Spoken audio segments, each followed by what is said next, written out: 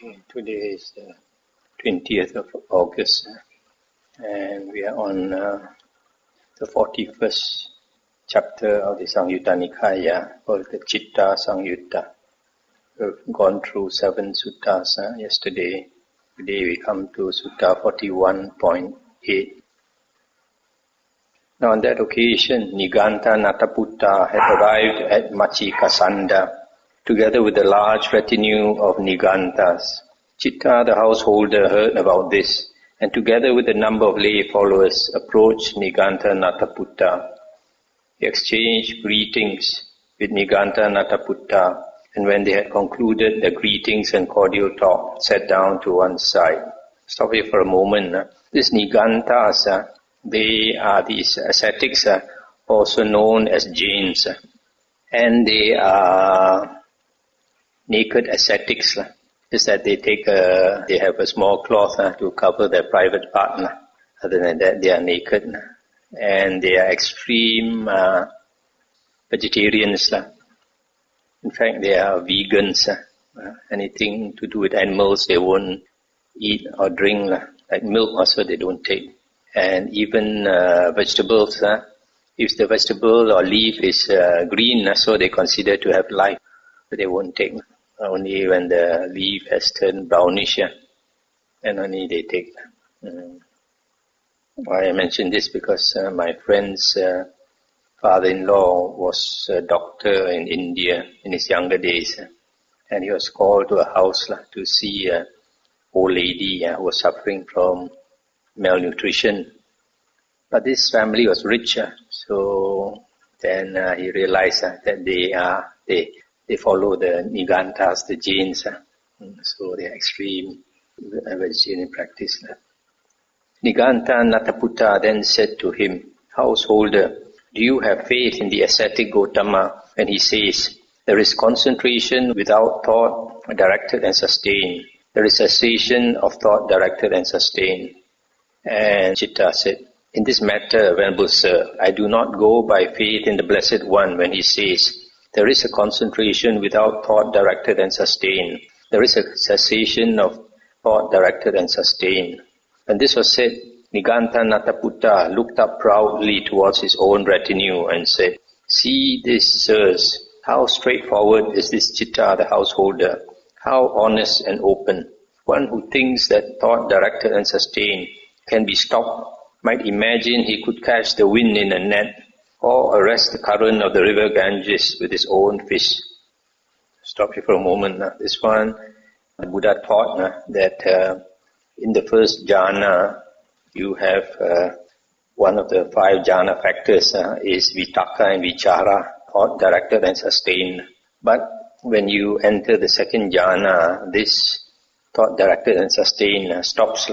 The second jhana is also called the state of the Aryan silence. And the mind stops talking because there's no thought at all. The mind is so concentrated that no thought can arise. So this Niganta must have heard about this, but he didn't believe because he doesn't have the skill in meditation, hasn't attained the second jhana. So he asked this Citta, and Citta says he doesn't believe, doesn't go by faith in what the Buddha says concerning this. So this Niganta thought that this Citta sided with him. So he praised this Citta. And then Citta asked him, "What do you think, Venerable Sir? Which is superior, knowledge or faith?" "Knowledge, householder, is superior to faith." And Citta said, "Well, Venerable Sir, to whatever extent I wish, secluded from sensual pleasures, secluded from unwholesome states, I enter and dwell in the first jhana, which is accompanied by thought directed and sustained, with delight and happiness born of seclusion. Then, to whatever extent I wish, with the subsiding of thought directed and sustained, I enter and dwell in the second jhana. Then, to whatever extent I wish, with the fading away as well of delight, I enter and dwell in the third jhana. Then, to whatever extent I wish, with the abandoning of pleasure and pain, I enter and dwell in the fourth jhana. Since I know and see thus, Venerable Sir, in what other ascetic or Brahmin need I place faith regarding the claim that there is a concentration without thought directed and sustained, the cessation of thought directed and sustained. I stop here for a moment. So here, Citta is saying that he can easily enter the 4 jhanas. And because he has entered the 4 jhanas, he has experienced this state in the 2nd jhana upwards, where thought directed and sustained ceases naturally. So he says he has the knowledge of it, the experience of it. That's why he doesn't need to have faith in what the Buddha says. When this was said, Niganta Nataputta looked askance at his own retinue and said, "See this, sirs, how crooked is this Citta the householder, how fraudulent and deceptive." And Citta said, "Just now, Venerable Sir, we understood you to say, 'See this, sirs, how straightforward is this Citta the householder, how honest and open.' Yet now we understand you to say, 'See this, sirs, how crooked is this Citta the householder, how fraudulent and deceptive.' If your former statement is true, Venerable Sir, then your latter statement is false. While if your former statement is false, then your latter statement is true. Further, Venerable Sir, these 10 reasonable questions come up. When you understand their meaning, then you might respond to me along with your retinue. 1 question, 1 synopsis, 1 answer. 2 questions, 2 synopsis, 2 answers. 3, 4, 5, 6, 7, 8, 9, 10 questions, 10 synopsis, 10 answers.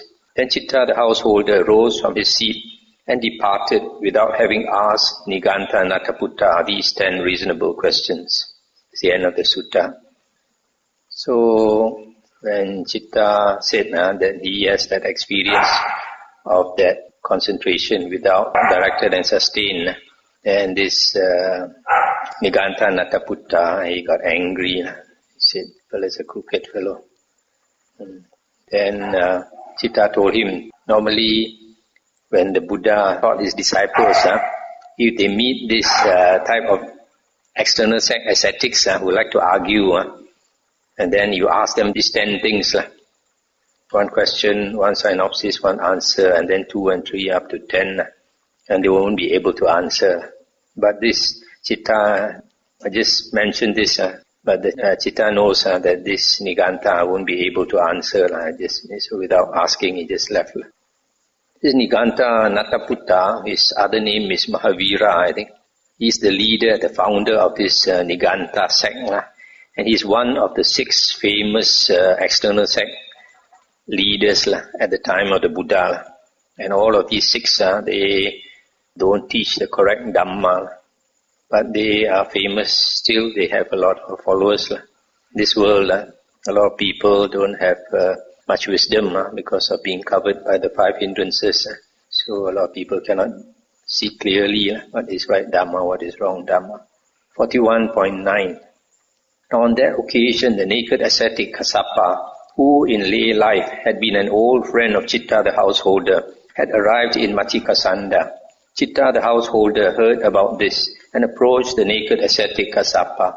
He exchanged greetings with him, and when they had concluded the greetings and cordial talk, he sat down to one side and said to him, "How long has it been, Venerable Kassapa, since you went forth?" "It has been 30 years, householder, since I went forth." "In these 30 years, Venerable Sir, have you attained any superhuman distinction in knowledge and vision, worthy of the noble ones, the Aryans, any dwelling in comfort?" And he said, "In these 30 years since I went forth, householder, I have not attained any superhuman distinction in knowledge and vision, worthy of the noble ones, no dwelling in comfort, but only nakedness and the shaven head, and the brush for cleaning my seat." Stop here for a moment. So this Kassapa is an old friend of Citta, and he has renounced for 30 years as a naked ascetic, and now he came back to Matikasanda, and he acknowledged that he did not attain any Aryan stage, any supernormal state, but he only had this nakedness, the shaven head, the bald head, and the brush for cleaning the seat. What is this brush for cleaning the seat? Because he goes around naked, so every time he wants to sit on the ground. These ascetics, when they go to the forest, they go anywhere, they have to sit on the ground.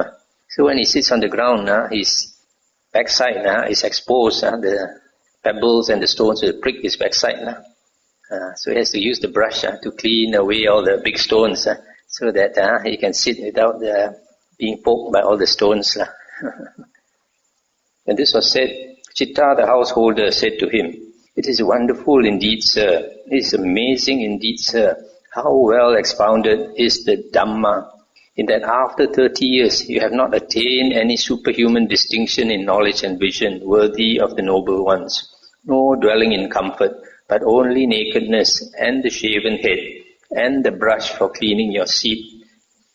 So Citta was surprised that the Buddha's Dhamma Vinaya is so good and that a person can attain this Aryan states.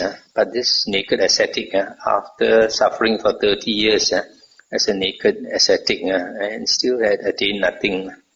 And then Kassapa asked him, "But householder, how long has it been since you became a lay follower?" That means a lay follower of the Buddha.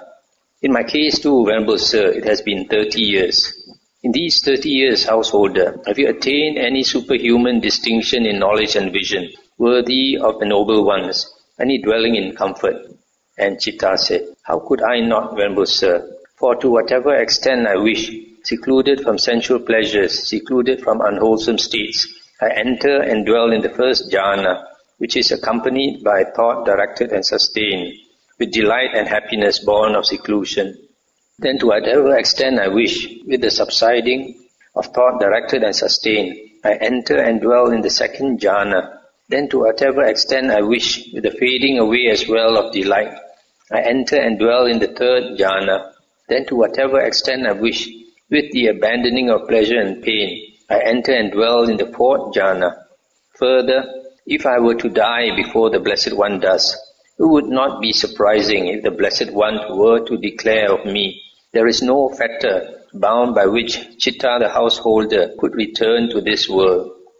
When this was said, I stop here for a moment. So Citta is saying that he can attain the 4 jhanas which are considered superhuman states, supernormal, uttari manusa dhamma, super normal states which a normal person cannot attain.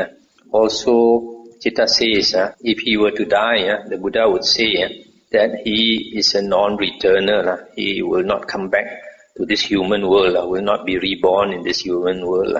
And this was said, the naked ascetic Kassapa said to Citta the householder, "It is wonderful indeed, sir. It is amazing indeed, sir, how well expounded is the Dhamma, in that a layman clothed in white can attain a superhuman distinction in knowledge and vision, worthy of the noble ones, a dwelling in comfort. May I receive the going forth in this Dhamma Vinaya. May I receive the higher ordination."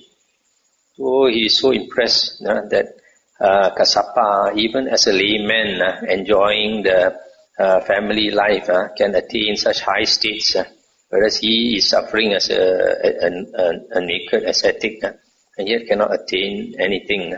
So he asked Citta to bring him to ordain. Then Citta the householder took the naked ascetic Kassapa to the elder monks and said to them, "Venerable sirs, this naked ascetic Kassapa is an old friend of ours from lay life. Let the elders give him the going forth. Let them give him the higher ordination. I will be zealous in providing him with robes, arms, food, lodging, and medicinal requisites." Then the naked ascetic Kassapa received the going forth in this Dhamma Vinaya. He received the higher ordination, and soon, not long after his higher ordination, dwelling alone, withdrawn, diligent, ardent, and resolute, the Venerable Kassapa, by realizing it for himself with direct knowledge, in this very life, entered and dwelt in that unsurpassed goal of the holy life, for the sake of which clansmen rightly go forth from the household life into homelessness. He directly knew, destroyed his birth, the holy life has been lived, what had to be done has been done, there is no more for this state of being, and the Venerable Kassapa became one of the Arahants. So here it says, soon, not long after his higher ordination, he attained arahanthood. This soon, not long after his high ordination, will be at least a few years, because normally he has to train under a teacher for at least 5 years. Then after that, he's allowed to go and live alone and do his work very hard to attain liberation. So normally, even during the Buddha's time, monks would take at least more than 10 years or 20 years and then become arahants. But there are, of course, exceptions like Sariputta and Moggallana and Mahakassapa and all that. The next sutta, 41.10. Now on that occasion, Citta the householder was sick, afflicted, gravely ill. Citta was dying. Then a number of park devatas, grove devatas, tree devatas, and devatas dwelling in medicinal herbs and forest giants assembled and said to Citta the householder, "Make a wish, householder. Make a wish thus. May I become a wheel-turning monarch in the future." Stop here for a moment. This wheel-turning monarch is a universal monarch. That means he rules over the whole earth. The whole earth wants him to become the king. And this was said, Citta the householder said to those devatas, "That too is impermanent, that too is unstable. One must abandon that too and pass on."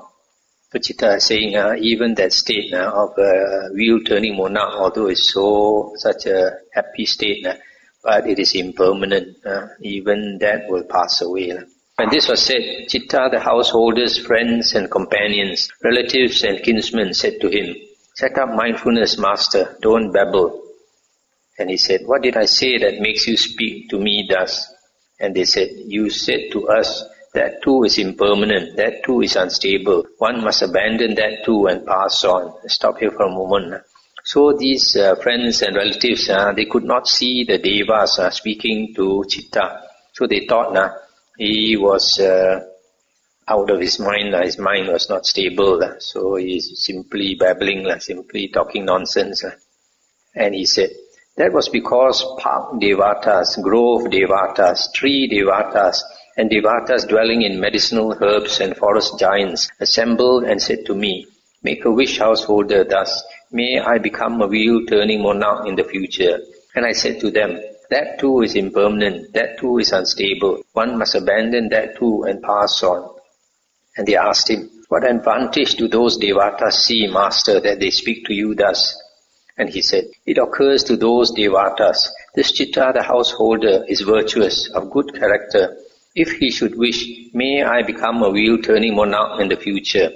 As he is virtuous, this wish of his could succeed because of its purity. The righteous king of righteousness will provide righteous offerings." Seeing this advantage, those devatas assembled and said, "Make a wish, householder, thus.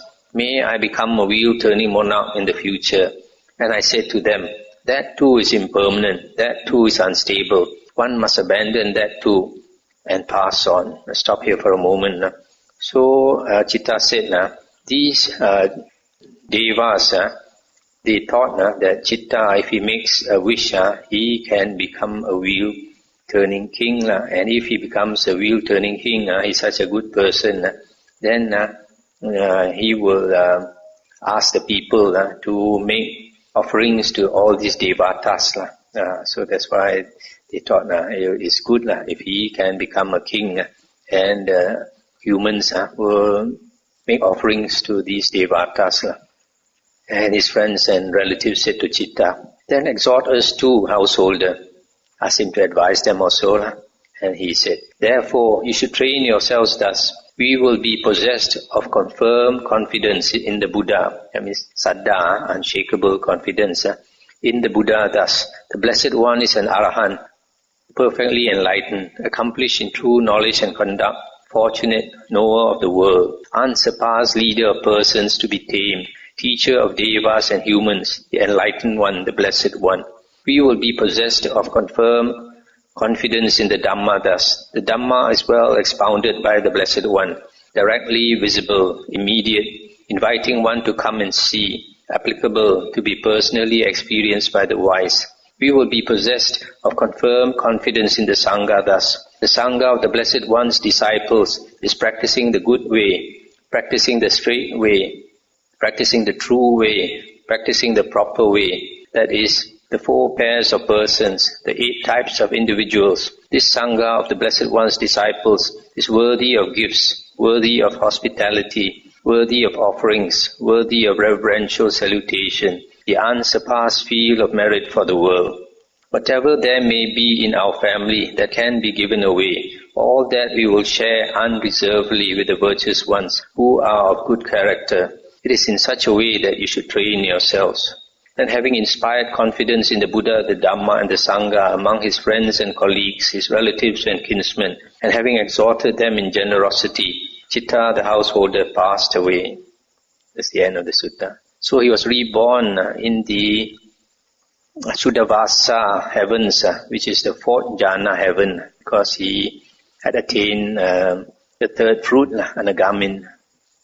But later, I think he came back to see the Buddha. Many of the Buddha's disciples, after they had gone to heaven, they remember the Buddha. They still come back to see him.